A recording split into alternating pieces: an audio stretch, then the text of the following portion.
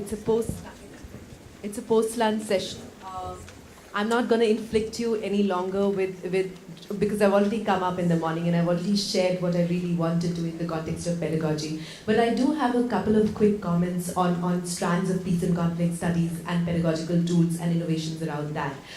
In the context of peace and conflict studies component of the American Studies program, we're really engaging, or I would say we're really playing around with 3 or 4 core concepts. And those core concepts revolve around the idea of conflict, violence, peace, justice, and these are woven around these strands. Now, when we're really looking at, and I'm going to take step by step. So, number one, when we're looking at the idea of non-violence particularly, and pedagogical toolkits, when we're looking at the idea of non-violence particularly and the pedagogical innovations around that, I do want to foreground the work of one important scholar who plays a really important role in terms of a teaching learning process, and that is Gene Sharp.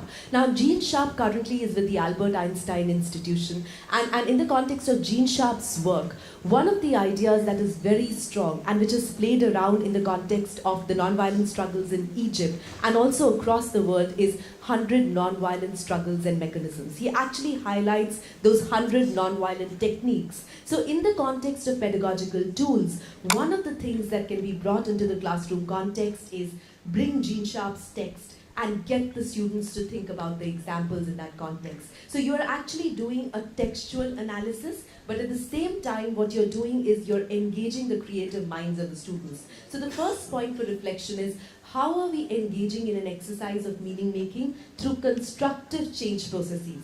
And when we're really looking at this exercise of meaning making through constructive change processes, in the context of pedagogical frames, one of the things that I do want to highlight is that the role of the facilitator or the role of the teacher is also in the context of how do we humanize or dehumanize our participants. And so the very idea of engaging our participants in that context becomes really primary. The second thing that I do want to throw out in the context of the entire idea of conflict and violence is that, and that's something that I'm going to take on from the post-Cold War era, there is a change in the nature of violence per se.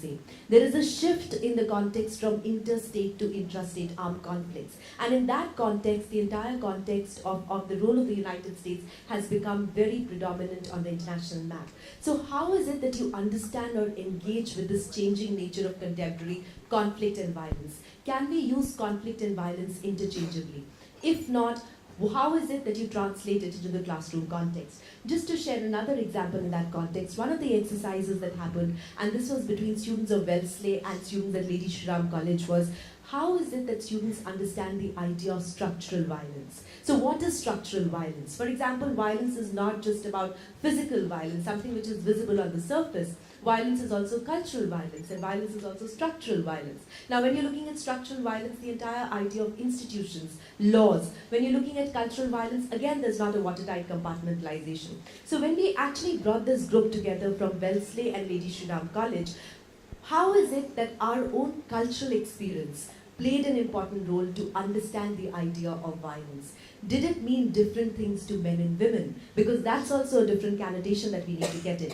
So the third thing that I want to get onto the table is mainstreaming gender in our analysis. So within the American Studies curriculum also, through our lenses that we are talking about, how is it that we foreground gender into the teaching learning process? And that's something that I wanted to bring to fore. But this is where I wanted to rest my case, because in the context of pedagogical innovations and toolkit, that's something that I've already shared with in the morning. But these are just strands of experiences that really come on board in the context of the teaching learning process. Thank you.